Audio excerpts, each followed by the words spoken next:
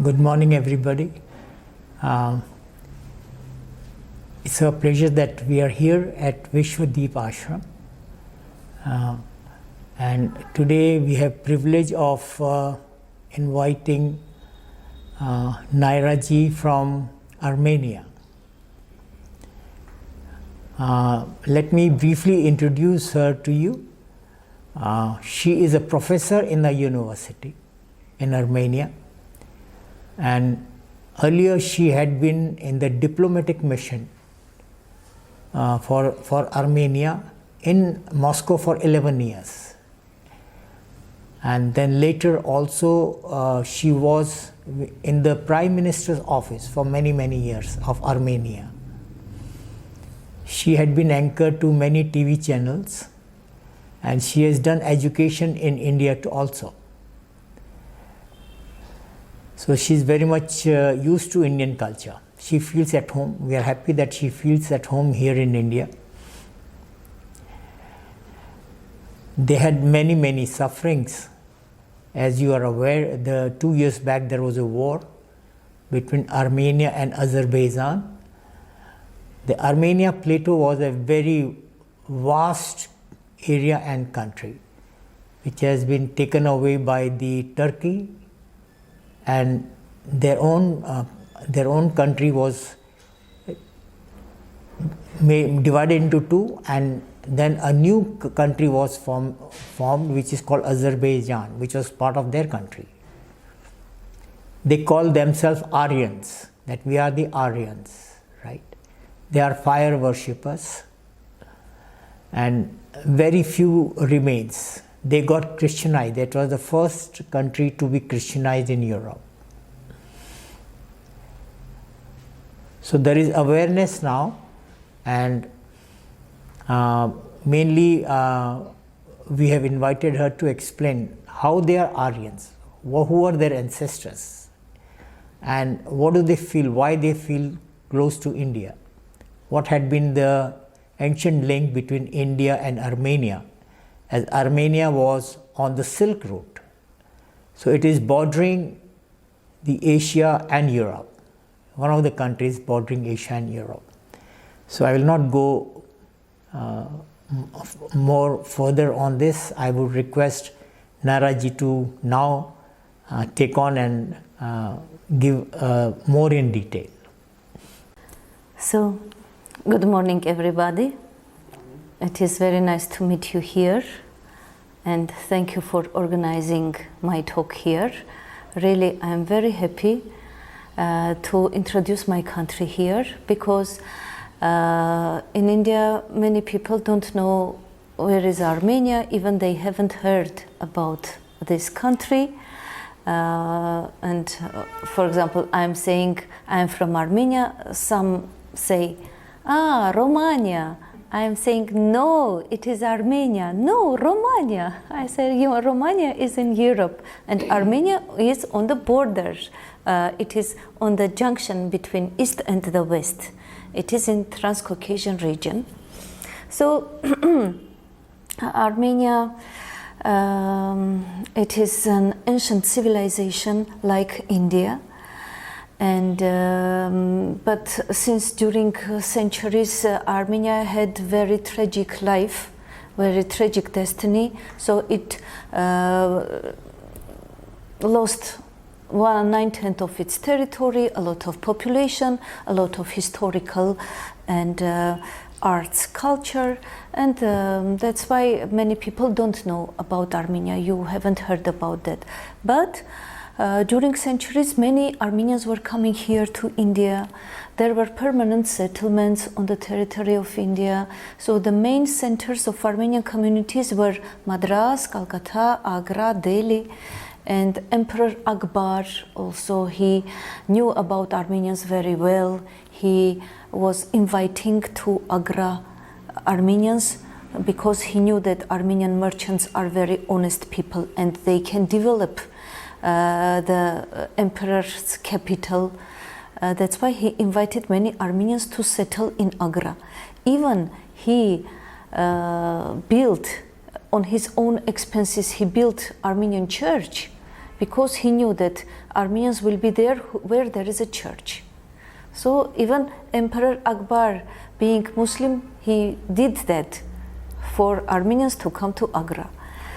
And since we are talking about Emperor Akbar, just a few mention that Akbar's Christian wife was an Armenian, Mariam Zamani Begum. She was Armenian. Then the Chief Justice of the court, he was also Armenian. His name was Abdul Hay.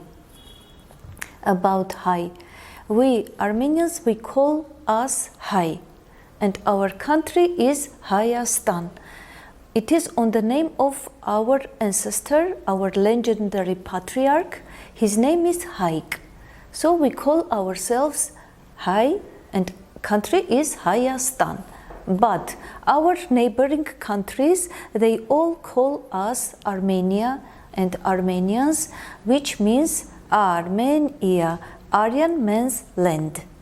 So all our neighbors knew that we are Aryans. So we are the civilization of Aryans, and these bearers of this culture. So now maybe we will show some pictures, because it is better to show. So yes. So now I will show you the location, because many people don't. I would to remind where is it. So Armenia is in between Caspian Sea and Black Sea. There is a Transcaucasian region. So Armenia is there with other Transcaucasian republics, 3 Transcaucasian republics, that is Armenia, Georgia, and Azerbaijan. So these are the 2 seas, Black Sea and Caspian Sea. Caspian Sea, Black Sea. Here is Armenia, bordering with Turkey on the west, and from south with Iran. And just I would like to mention the words of Lord George Gordon Byron, the English poet and writer. He, in the 19th century, he visited Armenia, and he was so impressed with the culture, with the country, with the traditions, that he wrote that there is no other country on the whole planet which could be so full of wonders as the country of Armenia. And even he wanted to learn Armenian language, because he could feel that there are a lot of secrets inside the Armenian alphabet. And he wrote about alphabet, that about the language, that Armenian is the language to speak with God. About the alphabet, I would say that Armenian alphabet is unique one. So it is only used by the Armenians. You can't find any other country using Armenian alphabet. For example, Latin alphabet is used by so many countries, by European, by Russian, yes. And but Armenian, if you see the tree of languages, so Sanskrit is here, Armenian is here, it is a separate branch, it is only one here on the bottom. So Armenian language and Sanskrit language, they belong to the same Indo-European family of languages. And there are many similar words in Sanskrit and in Armenian. And we have one scholar who has written a big book about the similarities. So there is like a dictionary, showing the Sanskrit words and also the same word in Armenian, how it is. And there are the roots of the words, they are the same. Since we are talking about Armenian culture, Aryan culture, let's talk about the sign Om. So this sacred symbol in Indian culture. And when I was doing research, I found that something like that symbol we have in Armenian also, in Armenian language. Let me write. that one. So I saw that it is very similar. Again, that is a word, that is a letter showing the same meaning as Om, the universe. So now we write this letter like this. But in ancient times, when it was a little different. So it was like this, like this, like this. So looks like Om. Yeah. But in Armenian language, it is E. It is E. We pronounce E. And it is also the symbol of the universe, the symbol of God. And another similarity with India, we had Trinity of gods, that is Haldi, Tesheba, and Shivini. So in India it is Brahma, Vishnu, and Shiva. Yes, so they are the same. So nobody has done research on Shivini because it is, I think, the same Shiva. How it went to Armenia, or so this is again showing the similar cultures, because those times we were neighbors, Armenia, Iran, and India, right? They all neighboring countries, so the same culture, the same Aryans. This was whole region of that. So this Shivini is also very important for me. I would like to know more about that. But unfortunately, when Christianity was imposed to Armenia, so all the culture we have lost. It was in 301 when Armenia adopted Christianity as a state religion. So Armenians are many Armenians are proud that we are the first country to adopt Christianity as a state religion. But how it came to Armenia, Christianity, it was with fire and sword. So the Byzantine troops with Armenian troops, they destroyed everything, all the pre-Christian culture. All the temples were destroyed. All the books were destroyed. And on the basis of these temples, churches were built. Because these people, they knew very well that these temples are built on special places, on the places we call places of strength, yes? Special geographical location. So, on the basis the churches were built. Then the books, one historian wrote that the books were taken out from the temples, and they were burned or they were thrown into the river. And these books were so much that the river changed its direction. So can you imagine so many books? So this all culture was destroyed, Aryan culture. Then on the territory of historical Armenia, there were statues, very high statues of Armenian gods, like in India you have. Yes, these high statues, 5 meter, 10 meter, 15 meter statues. And there were silver statues, there were golden statues, bronze statues of the gods, and anything is preserved. Everything is destroyed. Only one. So this is the goddess Anahit. This only her head and her hand. They were found in the 19th century by the Britishers. British scientists on the territory of historical Armenia. This statue is dated back to 2nd, 1st century BC, and so only this head, yes, of our Armenian goddess we could find. nothing else we have. So Christians did really a great job. They eliminated everything, all the Armenian ancient culture. It is destroyed. So since we are talking about gods, let's talk about Armenian gods Pantheon. Since I told you everything was destroyed, we don't have their appearance, how they looked. So our artists, they tried to paint some picture of our gods and goddesses. So let me introduce. So this one is Ara, God creator. Again, Ara, Aryan, our God creator. And he's like Brahma. He has like there are faces also, 3 faces he has, looking all the sides.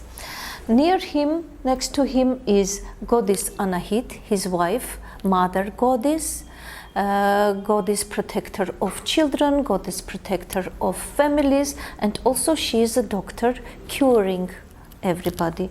And she is very loved goddess, and till now, at least her, like what to say, not worship, but the memory about her is very live in Armenia. So name Anahit is very common. People name their children, their girls, daughters Anahit. So very loved goddess Anahit. The other one, goddess Nane, she is the goddess of revenge. We had such a goddess also, like mother goddess also, but also revenge and justice, that we have to have justice. Next one is Tyr, god Tyr. He is the chronicler of Ara. He's sitting next to him. See, there is a paper in his hands, and he's writing everything what is going on. And there was a big book, and on the right side he was writing the good deeds of the people. On the left side he was writing bad deeds of the people. And when this left side becomes more, name of that god who is writing? Tyr, T-I-R, T-I-R, Tyr. So when this left side comes more, then Tyr is taking this person to the other world. That enough, you have done so many bad things that you have to go from this world. And so he was like the accompanying the soul to the other world. And he had one more activity. What he was doing, he was the interpreter of dreams. He is giving people dreams, and also he was helping them to understand their dreams. So in Armenia there were special temples of Tyr where people could go and to ask the priests about their dreams, to interpret them, to explain. The priests were explaining them what does it mean, the dream. And also the kings were going to the temples, to Tyr temple. For example, the king has he has to go to war to another country, or he has to build his capital, where to build. So questions to understand, to find the answer, how, when, what to do. So that's why he was coming, the king was coming to this temple. And with the priests, they were doing some ritual that the king would fall asleep with this question in his mind, and in the dream, the Tyr will tell him what to do, what is the right answer. And by the way, this technique is till now we are using when you want to know when you are in a dilemma, you want to know the answer to the question which is bothering you, you are asking all the time this question in your mind, and with these thoughts you are sleeping, and in the morning you will get the answer. Maybe in the way of dream, or maybe one image will come And then, but the main thing is to interpret correctly. What is that? What is the meaning? So then there is Mihar or Mitra, Mihar we say in Armenian. This is the god of sun, sun god is there in Armenian mythology. Then next is Vahagan. This is the god of fire and conqueror of dragons. So Vahagan is like your Agni, it is the same god of fire.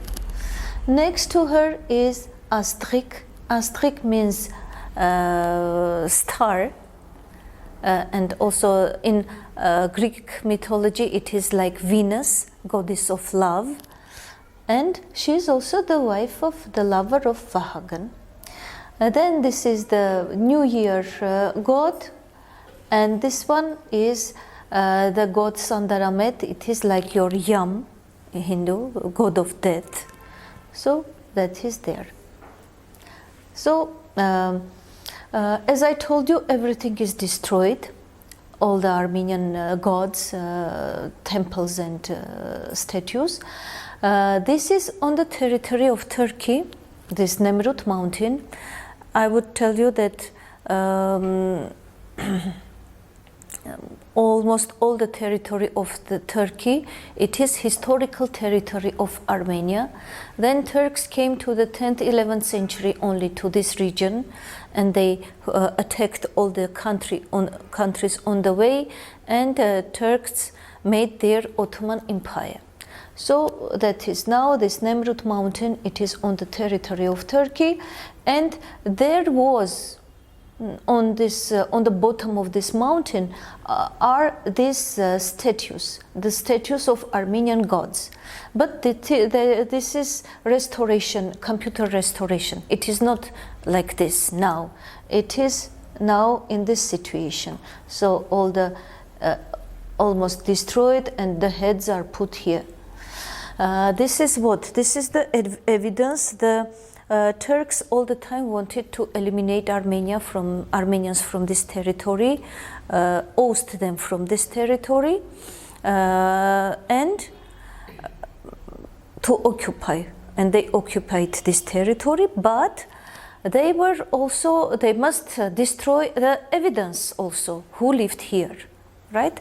That's why so many Armenian historical monuments are destroyed, are eliminated on the territory of Turkey.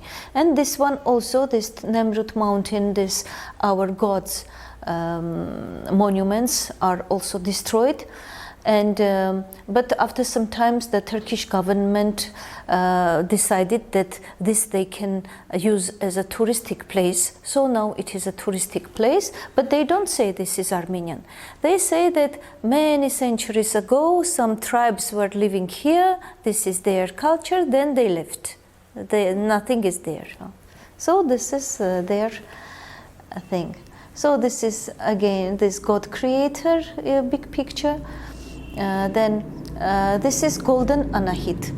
So goddess mother Anahit was also called golden Anahit because the biggest statue of Anahit was from gold, and it was worshipped, and many people were coming there to worship Anahit, and like she was curing everybody when they were coming to this temple.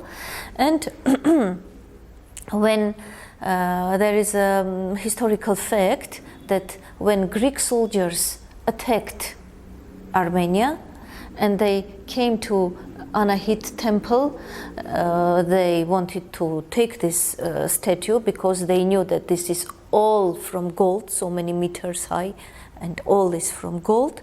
So it is a historical fact that when the group of soldiers approached the statue to take it, they all became blind. That immediately the statue shined so much that they became blind. So this is historical fact. It is written in the chronicles. So this I told you already.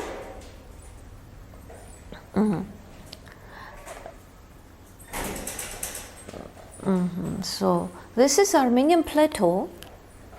It is our region. this is geographical name of this whole region, which includes some part of Iran, Turkey, Armenia also, and so this is Armenian Plateau. And there are things, there are evidences on this territory that many people, so people lived on this Armenian Plateau 6, 7, 8, 9,000 years ago. So this is there are evidence, so many people, many things were found. So 10 world's oldest things found on the territory of Armenia. So one is this, it is leather shoe. It is 5,500 years old, leather shoe, and very well preserved. The other one is the Sky Observatory, which is 7,500 years old. I will elaborate on this observatory later. Then human brain, 6,000 years old. Wagons, 4,000 years old. Silk, skirt, 5,900 years old. Then wine-making facility. Armenia is very famous for its wine. Many centuries Armenia, it was like the place where wine was made. So there were many vineyards on the territory of Armenia, and till now we are making wine, and it is one of the best in the world. It is very tasty because our grapes are very tasty. I would say that Armenian vegetables and fruits are very tasty because of the water. We have very good water, very tasty water in Armenia, and it is very clean. Till now, we can just open the tap in the houses and drink water. It is very tasty and very clean. Next one is the metal melting foundry. So already 6,000, 7,000 years ago in Armenia, on the territory of Armenia, people were making metals, bronze, iron and everything. Then these are Stone Age tools, which are 325,000 years old. Then there are petroglyphs. Petroglyphs are the carvings on the rocks, yes, pictures on the rocks. So these petroglyphs are 7,500 years old. They are showing agriculture activity. So this is also proof that already it is 7,000, 8,000 years ago. So people already doing agriculture, cultivating land. That means so many thousand years ago, more than that, people already were living here. And this war horses, this is the metallic part of the horse, that what you call that when you put it here, this side of the horse. So this is that metallic thing. And Armenia was the center of breeding horses. They were breeding horses and selling to the neighboring countries. And they, for example, they attacked Egypt. So in Egyptian scriptures, it is written that Armenians came on the horses, on the chariots, and this was Egyptians haven't seen this. So from Armenia, these chariots went, and people started using these chariots that side. Then talking about war horses, I remembered one thing, that as you know, in this territory we don't have elephants. So what Armenians did, they brought elephants from India. And when there was a war with Persia, nowadays Iran, Armenians used these elephants. And Iranian people, Persians, they hadn't seen elephants. So when these huge animals came on the battlefield, all the Persian troops were defeated because they were just running from fear when they saw these strange animals. What are these? So Armenians used also this. This is the connection with India also. So this is that leather shoe which was found in 2008. These are the places where all this brain and skirt and wine facilities were found. These are the tools. You know, in Armenia we have such a stone. It is black or dark brown. It is half transparent, and when you cut the edges it becomes very sharp. Till now on our mountains these stones are just lying, yes? So those years, those ages, 300,000 years ago, people were using this as knives, as the spear, as the arrow, the pin of the arrow. These are again historical places. I would like to tell you now about this. Okay, this is coming. So this is HAYK, legendary patriarch of the Armenians. I told you, yes, on this name, on his name, we call ourselves HAY. This is how holy mountain Ararat. Ararat is the symbol of Armenia, our holy mountain. And according to the Bible, Noah's ark during the flood came and stopped here on the top of the mountain Ararat because everything was flooded. Yes, everything was flooded till now, underwater. So they came, and when the water went down, so they came down. So this is Noah with his family and all the animals, because by the God he was told that take your family, build a ship, take your family, put all the animals, couples from each animal and bird, and because I want to destroy all this area because people have become very bad. So, but only your family is good, you are living with morality, with dignity, so I want to save you.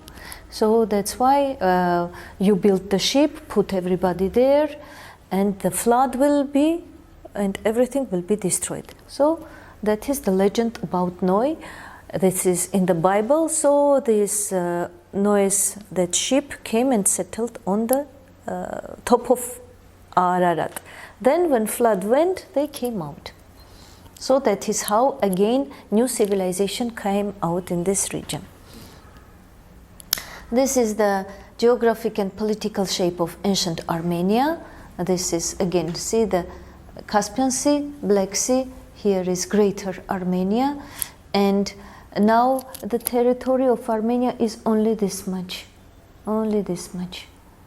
And before it was 300,000 square kilometers, and now it is only 30,000 square kilometers, the territory of Armenia. And there was a time that there was Armenian Empire, so the territory is was more than 300,000. That was in the 1st century BC, during the Tigranes the Great, the King Tigranes. Now this is the small map of Armenia, very bad, and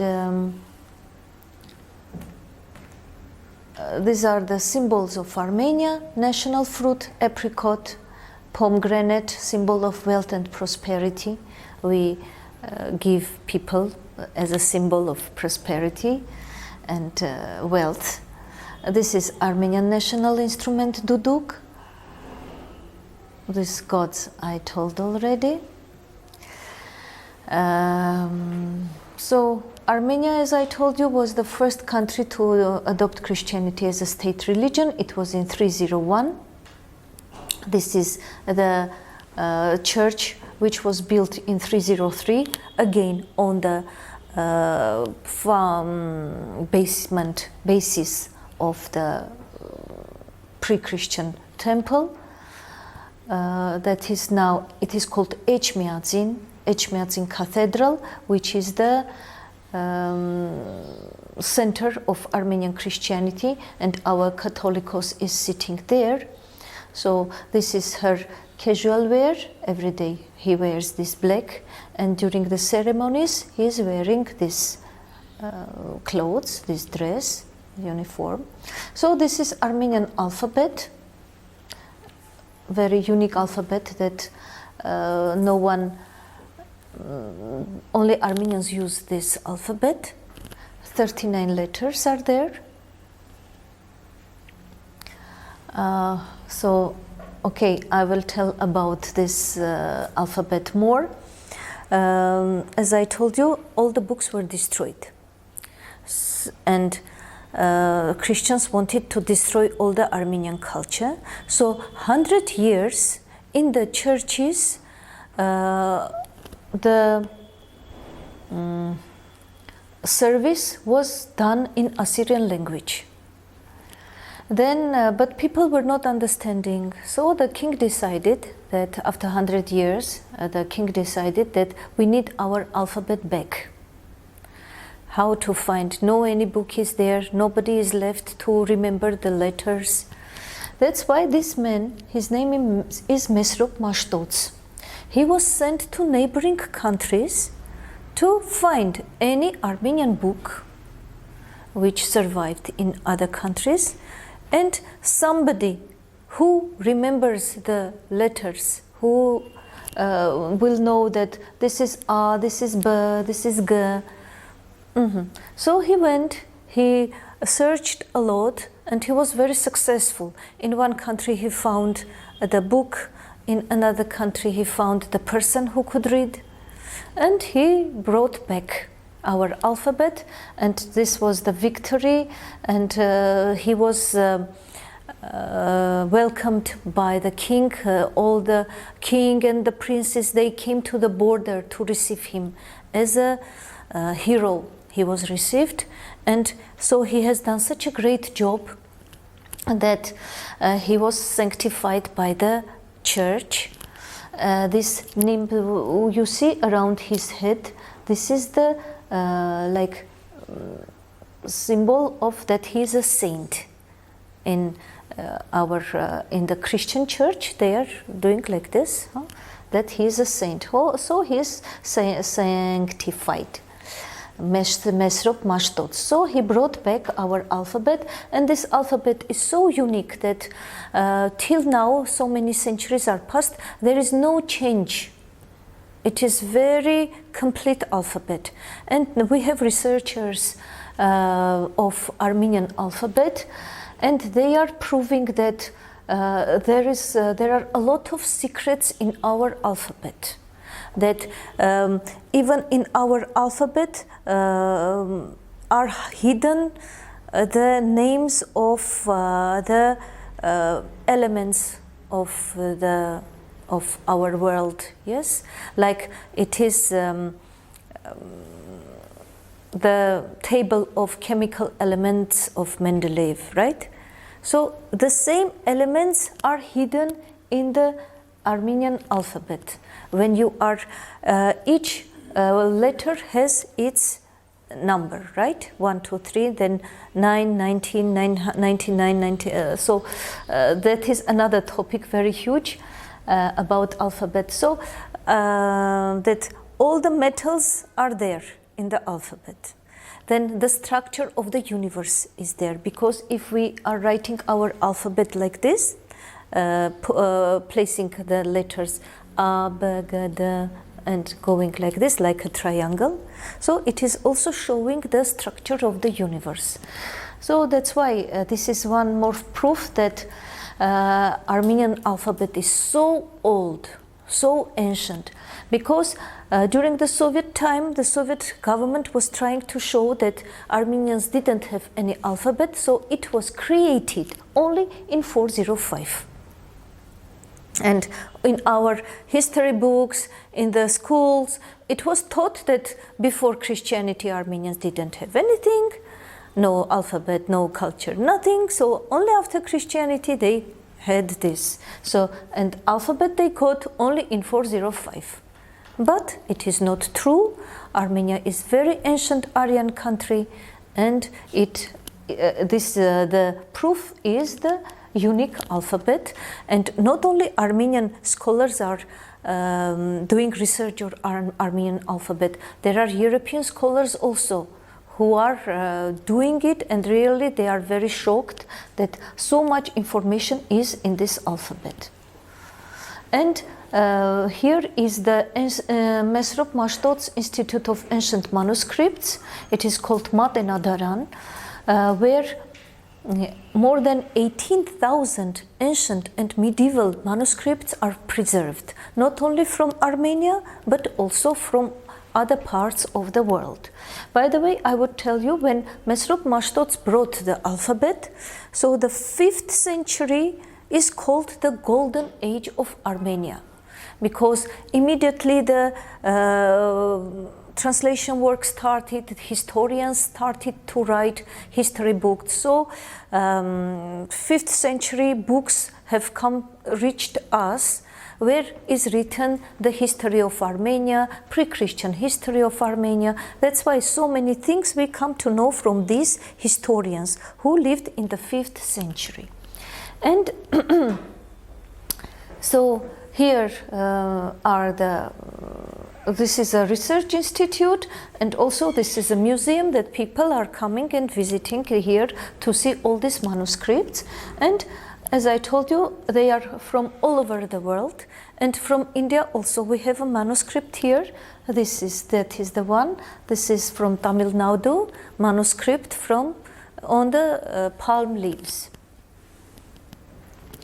And Yerevan, the capital of Armenia, it was founded in 782 BC, which it is older. Yerevan is older than Rome for 29 years. So ancient name of Yerevan is Erebuni, and I don't know which city has its passport, ancient city, but Yerevan has its passport. So when they did excavations, so they found this stone on which it is written that Armenia was founded in this year. Now I will read this is King Argishti, founder of Erebuni. So that time the horses, the king on the chariot, the soldiers. So these are the gods that time, Haldi and Teishebi. So on that inscription it is written, by the greatness of the god Haldi, Argishti, son of Menua, built this mighty stronghold and proclaimed it Erebuni for the glory of Biainili, Urartu. Let me tell you that those years, those centuries, different countries were calling Armenia differently. So one name of Armenia was Biainili, one name was Urartu, one name was country of Nairi, Ararat kingdom. So Armenia had different names. Then and to instill fear among the king's enemies. Argishti says, the land was a desert before the great works I accomplished upon it. By the greatness of Haldi, Argishti, son of Menua, is a mighty king, king of Biainili and ruler of Tushpa. Tushpa was that time capital of Armenia. These are some from Yerevan. I want to talk about Armenian Stonehenge. This is, and in Armenian language it is called Karahunj. So you know the English Stonehenge, right? And on the territory of Armenia it is Karahunj, Stonehenge. And I would say that this is the same word. Kar in Armenian language is stone, and Stonehenge, many English specialists can't explain what is henge, but in Armenian language it is Karahunj. Hunj means sound, it is voice. So these stones, they have holes here on top, and when their wind is there, so they are all there are sounds, yes, going on from these holes. That's why it is called Stonehenge, Karahunj.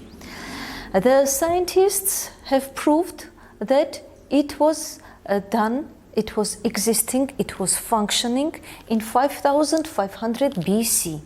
That means it is 7,500 years old. It is an observatory.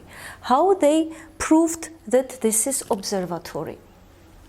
The astronomers, the physicists, they calculated all these holes, yes, on the stones, and they saw that each hole, because the holes also, they are done in very special angle. They are done. So from each hole you can see a specific star in the sky. So they calculated that this type of sky, from where this hole are looking on the stars, this type of the geography of the sky was 7,500 years ago. So that is how the scientists proved that this is a sky observatory, and it was functioning in 5500 BC, and it is older than British Stonehenge for 2000 years. So this also proves that there was so much connection, Aryan connection between all these countries, that Armenia, Europe, then Armenia, India, Iran, so all this. So we can say that all came from the same root, from the same population, Aryan population. Then this population went to Europe. They got names like Germans, Ireland, and they went to India, or they went to Russia. They had their own names. So this is like we prove. And one more thing. I told you that all the Armenian temples were destroyed after adopting Christianity. Yes, this is the only one temple, pre-Christian temple, which has survived. And this is temple of the sun god Mihar, which was built in the 1st century AD. How it survived? Because the king's sister asked the king to preserve this as her summer residence. Only because of that, this temple survived. And now we are happy that at least one pre-Christian temple we have, and it is very near to Yerevan, only 15-20 minutes drive. And as you know, during the Soviet period, religion was banned. That was atheistic society. Yes, it was not allowed. But this was considered as historical monument, so it was preserved. And but in 1991, when Soviet Union collapsed, so immediately the people who are remembering our Aryan culture, immediately they registered their organization, the Sons of the Sun. And they started from 1991, they started conducting these Aryan rituals, pre-Christian rituals in these temples. So all our Armenian ancient rituals, they revived, and now we are using this temple as our Aryan rituals. And many people are interested, they are coming here. They are enjoying these rituals. It is really people are making very big festivals. And by the way, as you know, Armenia is bordering with Iran. So many Iranians are coming to Armenia to participate in these rituals, because as you know, in Iran there are not only Muslims, but there are people who preserved their pre-Muslim culture, right? Zoroastrians are there.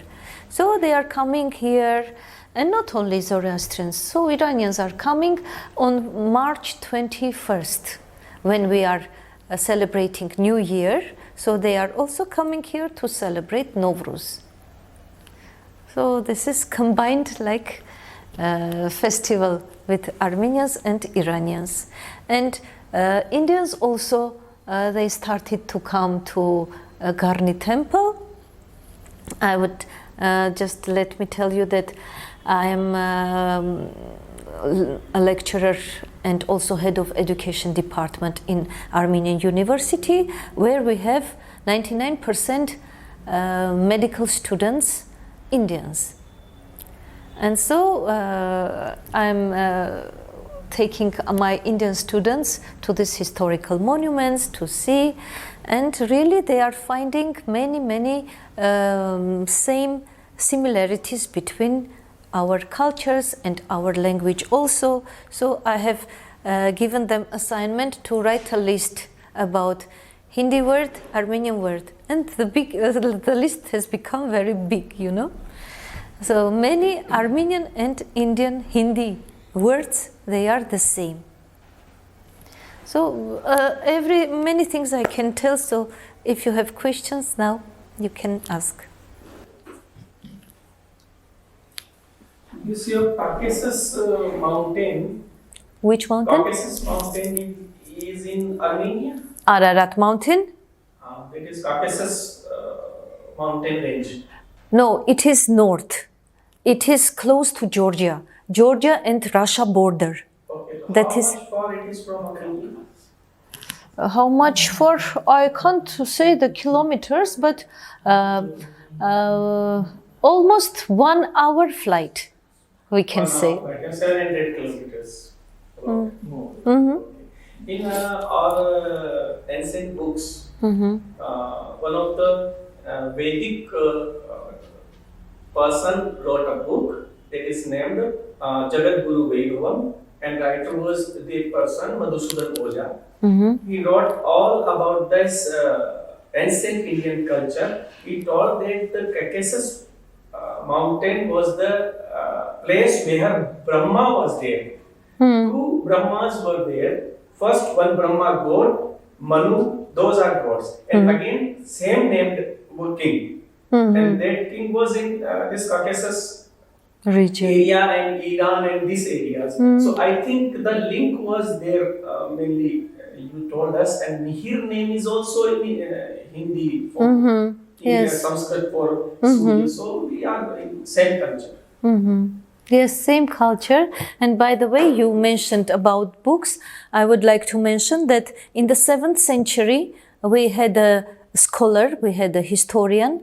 His name is Ananya Shirakatsi. So again, see the name. In India, we have Ananya, and Yes. Armenia, that name. So that man's name is Ananya Shirakatsi, 7th century scholar. So he wrote a book, Geography, where he is describing many countries' geography. And there is also a chapter about India. He is telling about India routes, how to go to India from Armenia, which people are living there, what is their culture, and also the main thing is he is describing the goods, what is available in India, and also the prices.